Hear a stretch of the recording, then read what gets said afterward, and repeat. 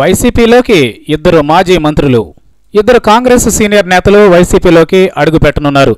ఇప్పటికే దీనికి సంబంధించి మాటలు కూడా జరిగిపోయాయి. ఒకరు కడప జిల్లాకు చెందిన సీనియర్ నేత మాజీ మంత్రి డిఎల్ రవీంద్రారెడ్డి కాగా, మరొకరు నెల్లూరు జిల్లాకు చెందిన కేంద్ర మాజీ మంత్రి పనబాక లక్ష్మి. ఇప్పటికే ఈ నేతలిద్దరూ అధినేత జగన్తో టచ్లో ఉన్నట్లు తెలుస్తోంది. మంచి ముహూర్తం చూసుకుని కండువాలు మార్చుకోవచ్చని పార్టీ వర్గాలు చెబుతున్నాయి. వ్యూహకర్త ప్రశాంత్ కిషోర్ ఐడియాలజీ ప్రకారం వైసీపీలో జరుగుతున్న మార్పుల పరంపరలో ఇది కూడా ఒకటిగా చెప్పుకుంటున్నారు. దీంతో వైసీపీలో ఆపరేషన్ కొత్త వెర్షన్ మొదలైనట్లు భావిస్తున్నారు.